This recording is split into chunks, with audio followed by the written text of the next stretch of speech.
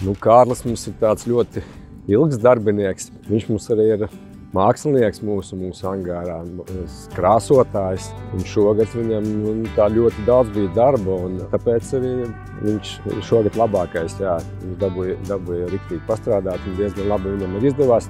Neviens jau īsti nelaužās uz to vietu. Viņš pamazām pilnveidojās, un šogad viņam riktīgi. Viņš atvērās, viņam tā ražība aug visu laiku, un tā meistarība aug, un apgūst viņš jaunas materiālus, un bija ražīgs šogad viņš. Viņš ir ļoti izpalīdzīgs, pozitīvs diezgan, palīdzēs, tev pat nevajag jautāt viņam, malacis, viss kārtībā ar viņu kolektīvā ļoti labi iejūtās.